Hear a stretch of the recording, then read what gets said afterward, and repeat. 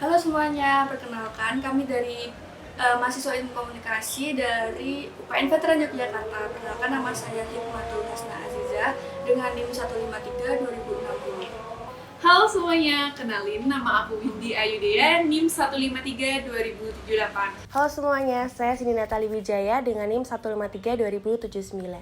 Jadi, pada presentasi pada kali ini, kami akan membahas mengenai brief dan juga situation analysis. Yang kedua itu audience insight, yang ketiga adalah objektif, yang keempat adalah media selection ataupun PESO, yang kelima adalah editorial plan, kemudian ada budgeting dan juga target KPI. Nah, di sini aku akan menjelaskan yang bagian pertama yaitu brief dan situation analysis. Jadi, Avoskin ini merupakan sebuah brand kecantikan yang didirikan oleh Anugrah Prakerti pada tahun 2014. Jadi, Avoskin saat ini berada di bawah nama PT Avo Innovation dan Teknologi, tepatnya di Jalan Monjali nomor 99 Daerah Istimewa Yogyakarta.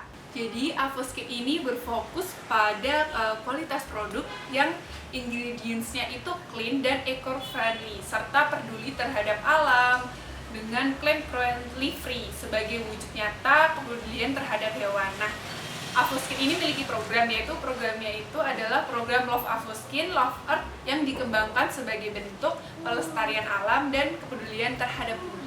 Nah, seperti yang aku jelasin tadi kan, kalau Avoskin itu dia mengklaim bahwa dirinya tuh lebih eco-friendly, terus mendukung terhadap pelestarian hutan, pelestarian alam. Jadi Avoskin ini memiliki brand tone atau color palette yang senada dengan alam-alam. Nah, ini beberapa warna contoh yang ada di samping aku. Itu ada warna hijau, kemudian ada warna krem, warna putih. Nah, itu warna earth tone seperti itu. Selanjutnya saya akan menjelaskan visi dan misi dari Avoskin sendiri. Oke, untuk yang pertama visi. Jadi Avoskin ini bertujuan memiliki visi menjadi brand leader di industri kecantikan yang dapat mendukung wanita menjadi lebih percaya diri dan berani. Nah, selanjutnya ada misi. Nah, misi ini Avoskin ingin mendistribusikan produk yang berkualitas, aman, dan nyaman, menciptakan inovasi produk secara berkala, melalui riset dan development yang matang, kemudian meningkatkan kompetensi sumber daya manusia dan organisasi yang solid, dan yang terakhir memberikan edukasi dan menerapkan pelayanan yang baik dan berkualitas demi kepuasan customer. Jadi di sini saya akan menjelaskan mengenai produk brief dari Avoskin itu sendiri. Jadi Avoskin itu merupakan kepemilikan dari PT Avo Innovation and Technology. Nah, range harga dari produk-produk Avoskin itu mulai dari 40.000 hingga 300.000 atau lebih, dan Avoskin itu sudah terdaftar di BPOM dan sudah memiliki izin untuk beredar, 100% halal dan aman untuk segala jenis kulit. Avoskin ini banyak ditemukan di official store seperti Watson, terus ada CNF Store dan lain-lainnya. Nah, biasanya Avoskin tuh juga punya seller sendiri, misalnya kayak Avo Store atau reseller resmi Avoskin yang bisa dijangkau di seluruh wilayah Indonesia. Lalu untuk bentuknya sendiri, Avoskin memiliki bentuk fisik dan non-fisik. Bentuk fisiknya itu setiap produk Avoskin itu memiliki tekstur yang beragam, mulai dari yang ringan hingga yang berat, sesuai dengan jenis produk, mulai dari yang bentuk krim hingga yang cair. Kemudian untuk bentuk non-fisik, produk skincare lokal yang memiliki berbagai macam varian produk dengan manfaat masing-masing yang dapat disesuaikan dengan kebutuhan kulit, mulai dari kulit yang berminyak, kering, dan kombinasi, dan sensitif disertai dengan berbagai inovasi-inovasi baru. Jadi Avoskin sendiri sudah mengeluarkan beberapa skincare series seperti Miraculous Refining Series, Your Skin Bay, dan Miraculous Retinol Series. Yang pertama, Miraculous Refining Series, yaitu fokusnya pada eksfoliasi kulit mati yang mampu mengatasi berbagai masalah kulit dan dapat memicu regenerasi sel kulit serta membantu mencerahkan dan meratakan warna kulit. Selain itu ada produk Your Skin Bay. Ya, di dalamnya terdapat rangkaian produk Avoskin yang terdiri dari 5 varian serum dan 3 varian toner. Nah, Your Skin Bay itu biasanya difokuskan untuk masalah kulit remaja dan dapat dipilih sesuai dengan kebutuhan kulitnya. Kemudian ada Miraculous Retinol Series, memiliki kandungan actosoretinol yang mengandung aktif retinol dan peptide yang berguna untuk merangsang pertumbuhan kolagen pada kulit. Nah, biasanya pada series itu difokuskan untuk usia tua, yaitu ibu-ibu yang memiliki kerutan dan garis sama-sama. Selanjutnya, saya akan menjelaskan mengenai SWOT ataupun SWOT dari produk brand Avoskin ini sendiri. Yang pertama untuk strength, yaitu kekuatannya dari brand ini adalah produk kecantikan yang konsepnya itu green beauty ataupun berbahan natural dengan kemasan ramah lingkungan, sehingga ini menggerakkan kegiatan green activities yang ada dari Avoskin itu sendiri. Kemudian yang kedua, distribusi ataupun penyebaran produk dari Avoskin ini itu secara offline dan juga online itu semuanya meluas. Yang ketiga, aktif juga berinteraksi di media sosial dengan para audiensnya. Yang kedua itu adalah weakness. Weakness dari produk Avoskin ini sendiri yang pertama adalah memiliki kesamaan produk dengan juga brand yang lain, sehingga meningkatkan kompetisi dalam pasar. Kemudian harga jual brand yang juga lebih mahal ketimbang brand-brand yang lain. Ketiga adalah opportunities, di mana brand Avoskin ini sendiri itu memiliki campaign Love Avoskin, Love Earth yang akan membawa konsep nature, yang mana menjadi peluang untuk menguatkan brand identity Avoskin yang mengusung konsep green beauty. Dan yang terakhir adalah threats ataupun ancaman dari brand Avoskin ini sendiri, yaitu bermunculannya produk skincare baru yang sejenis dan juga harga yang berbeda, sehingga menjadi ancaman yang cukup besar bagi brand Avoskin untuk berkembang ke depannya. Dan yang terakhir adalah konsumen ini menjadi labil dalam memilih brand yang akan dipilih ataupun dipakai karena banyaknya pilihan dari brand skincare lain dengan harga yang lebih murah. Jadi di sini kita akan membahas mengenai 3 key insights of Indonesian skincare market. Yang pertama ada beauty is an investment. Maksudnya yaitu persepsi bahwa kecantikan itu akan berperan penting dalam diri seseorang dan kesuksesan karir. Hal tersebut membuat wanita Indonesia itu bersedia untuk mengeluarkan budget yang lebih demi mendapatkan produk yang premium. Yang kedua ada natural beauty comes from natural products. Artinya yaitu bahan-bahan produk kecantikan itu datangnya dari natural ingredients. Nah, bahan-bahan tersebut itu meminimalisir dampak negatif dari bahan-bahan kimia. Yang ketiga ada halal goes beyond food. Maksudnya yaitu sertifikasi halal pada suatu produk kecantikan itu merupakan suatu keharusan karena dapat dilihat sekarang ini produk kecantikan itu banyak digemari oleh semua kalangan, baik itu masyarakat muslim maupun non muslim, dan hal tersebut membutuhkan halal, logo yang halal dan produk yang halal. Selanjutnya saya akan membahas mengenai riset. Jadi di sini kami ada 2 sumber. Yang pertama dari ePrice dan yang kedua itu dari riset internal tim Kompas online crawling office store di Shopee dan Tokopedia. Oke, untuk yang pertama produk skincare mana sih yang paling banyak ditonton di TikTok? Oke, untuk yang pertama itu The Ordinary itu cukup tinggi ya statistikanya. Kemudian ada Something, ada Some by Me, ada Garnier, Cetaphil, Bioderma, La Coco, Avoskin dan lain-lain. Terus kemudian untuk yang di kategori terlaris di e-commerce ini dia top 10 brand serum di Shopee dan Tokopedia. Nah, yang menempati peringkat pertama itu ada Something, kemudian Scarlett dan Avoskin berada di peringkat ketiga. Nah, di sini kami akan membandingkan kompetitor analisis dari Avoskin. Itu ada 4 brand. Yang pertama itu tentunya Something menjadi kompetitor yang paling ketat gitu ya. Kedua Skintific, kemudian yang ketiga ada Scarlett, dan yang terakhir ada The Original.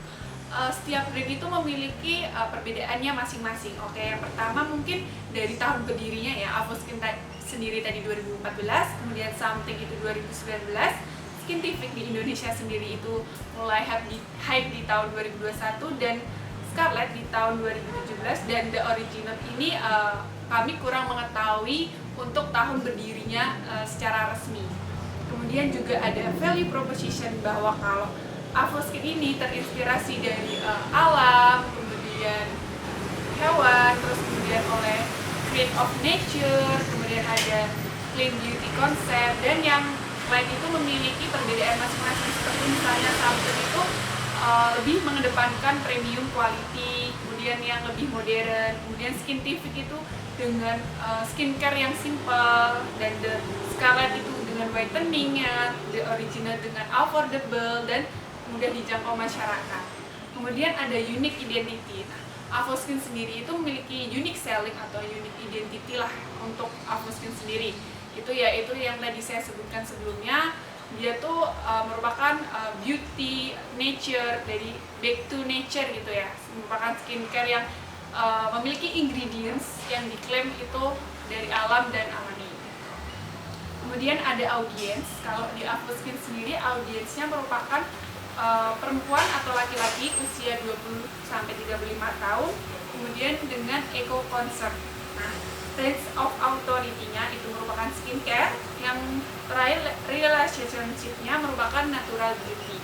Nah, itu mungkin beberapa sekilas mengenai kompetitor analisis. Jadi secara kesimpulan yang bisa saya tarik gitu, kalau setiap brand memiliki value identity atau brand identity-nya berbeda-beda. Seperti Avoskin itu lebih ke back to nature, kemudian dengan ingredients yang diklaim dengan konsep alami, kemudian dengan tadi yang udah disebutkan sebelumnya.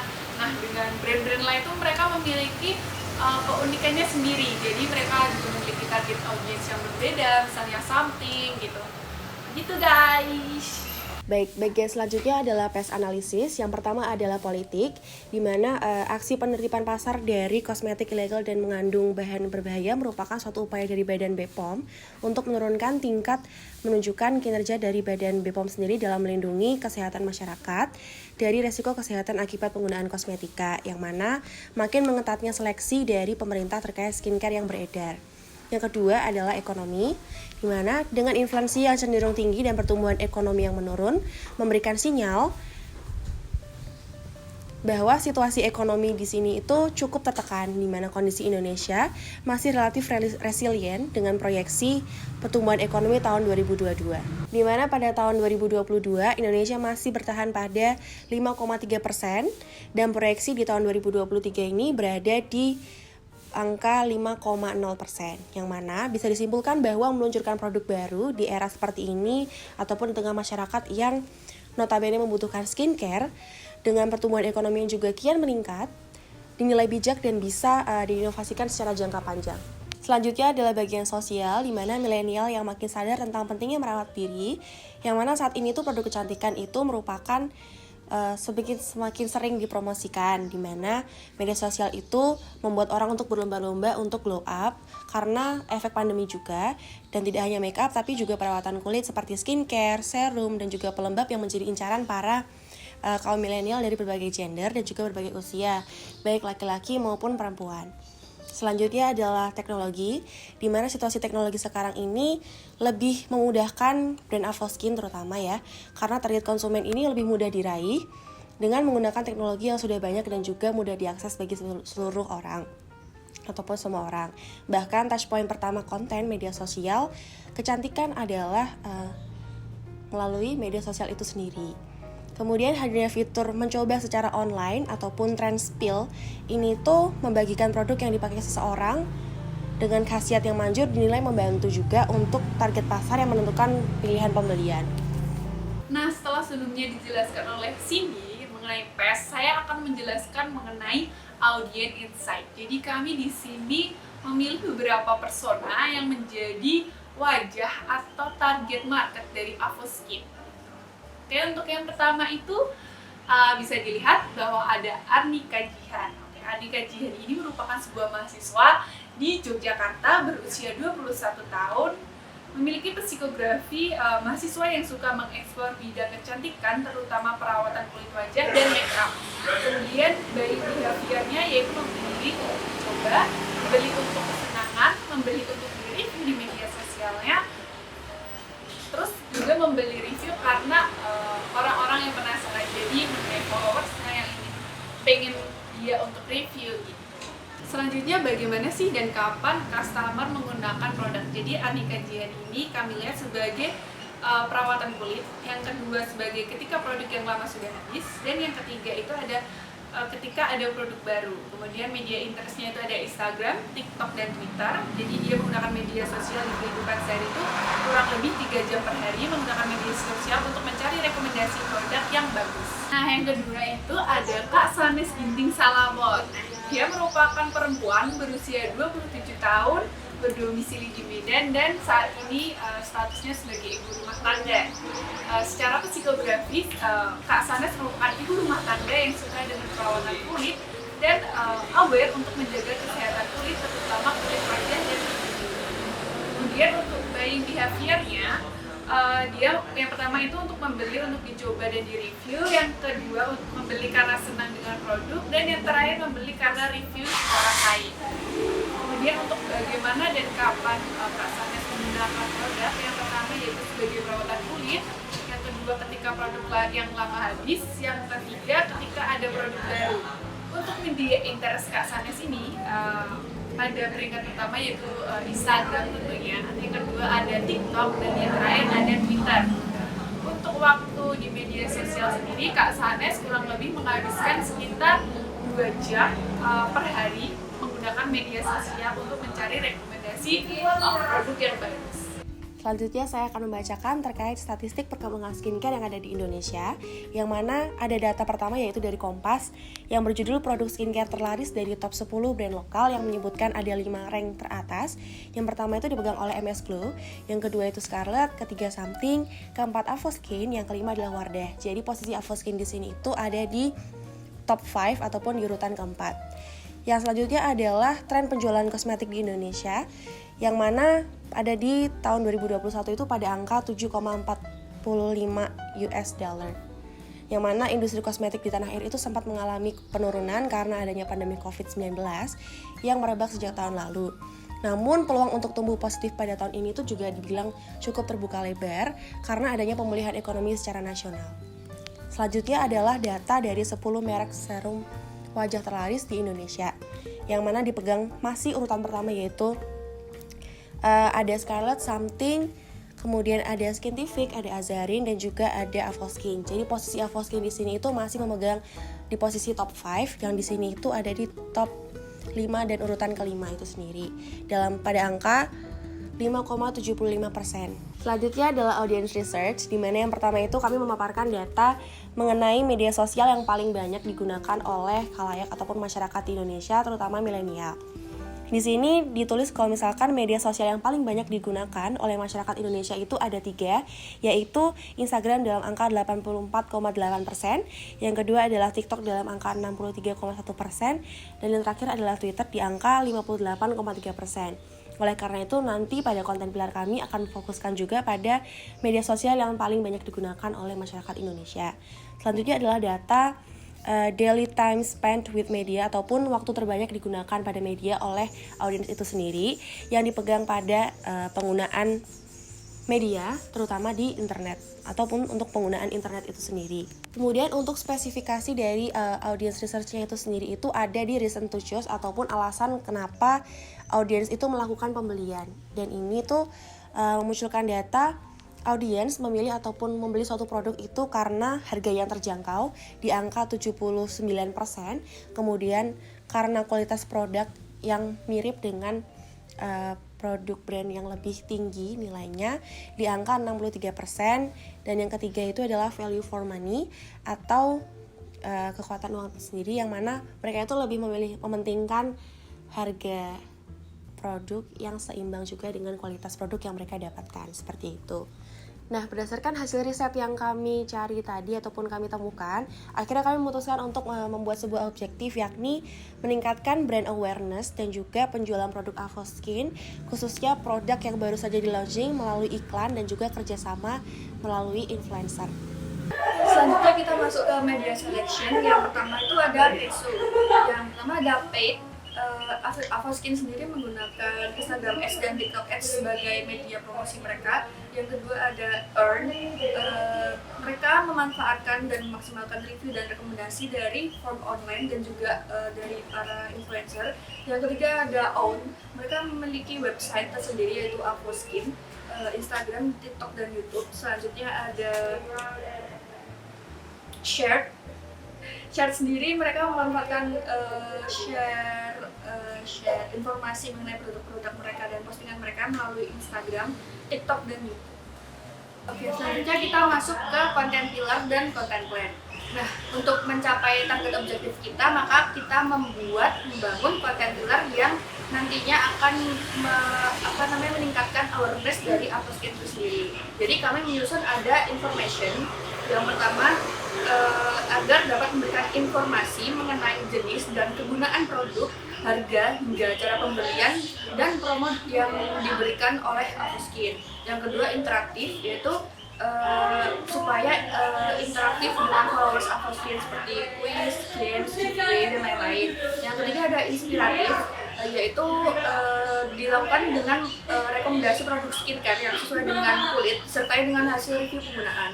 Nah, untuk media yang digunakan sendiri dari information, kami menggunakan media Instagram yaitu feeds, IG Story, dan Reels sebesar 50%. Kemudian interaktifnya kami menggunakan feeds, IG, Instagram, dan Instagram Story serta TikTok sebesar 25%, dan untuk inspiratif kita menggunakan Instagram Story, Reels, Instagram, dan TikTok sebesar 25%.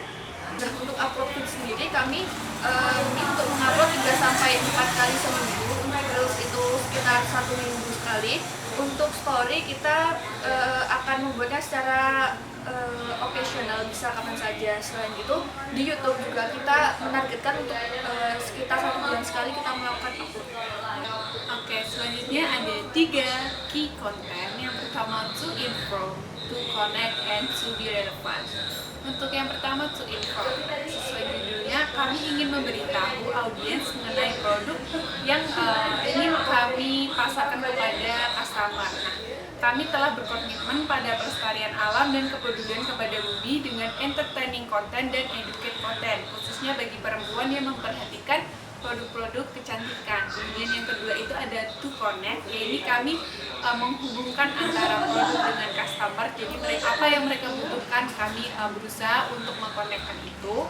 Kemudian kami juga ingin mempengaruhi orang, terutama perempuan yang interest terhadap produk kecantikan dan berusaha menghubungkan tadi ya mereka dengan produk kami. Kemudian yang terakhir itu ada to be relevant, yaitu membuat konten yang relevan dan menarik untuk audiens atau target audiens kami dekat dengan permasalahan kulit yang mereka hadapi, misalnya dengan prone skin, kemudian kulit berminyak, sensitif. Jadi kami mencoba membuat konten yang serelate mungkin, serelevan mungkin dengan permasalahan audiens atau apa yang dibutuhkan oleh audiens. Berikut adalah editorial plan dari Avoskin untuk bulan Desember 2022. Media-media yang kami pakai adalah untuk di media sosial sendiri itu kami menggunakan Instagram, TikTok, kemudian juga YouTube. Untuk influencer kami menggunakan 1 orang. Yang ketiga terakhir adalah website di mana kami menggunakan Google AdSense. Untuk budgetingnya sendiri itu kami memfokuskan pada Instagram Ads ataupun Story untuk boost post juga, dan juga TikTok Ads. Kemudian ada YouTube Skippable Ads, kemudian ada endorsement untuk influencer, dan juga ada jaringan penelusuran melalui Google AdSense, yang mana jika ditotal dalam jangka waktu 30 hari untuk seluruh media yang kami gunakan itu ada di angka Rp30.580.000. Oke, untuk selanjutnya yang terakhir kita akan membahas mengenai target KPI dari campaign kita, dari media planning yang telah kita rancang tadi ya. Berapa sih target KPI kita, seberapa jauh sih gitu. Nah, mungkin akan ada tabel di sini atau di sini nah gitu ya. Untuk yang pertama itu channelnya yang pertama Instagram, jadi matriksnya diukur dari impression. Kemudian juga nanti ada quiz atau giveaway partisipan itu melalui komen. Kemudian ada followers, rates yang terakhir. Nah, untuk impression sendiri kami menargetkan per konten itu atau per reel itu sekitar lebih dari 100.000 impression. Kemudian untuk partisipan giveaway atau quiz itu 1.000 partisipan per giveaway. Nah, yang follower itu kami menargetkan bisa menunjang sampai 1.000 lebih followers, dan yang reach kita mengharapkan bisa mencapai 60.000 account. Terus untuk yang TikTok terbagi menjadi viewers, reach dan impression. Untuk viewers kami menargetkan dengan 100.000 view per post, kemudian untuk reach itu 60.000 per account, kemudian untuk impression yaitu lebih dari 80.000. Nah, yang terakhir itu ada YouTube, yaitu viewers melebihi 50.000 views. Jadi sebenarnya kami juga ingin menambahkan untuk me-awareness-kan Avoskin melalui YouTube, yaitu melalui konten-konten yang akan dibuat dari produk-produk yang baru. Sekian pemaparan dari kami, sampai bertemu di video selanjutnya. Dadah!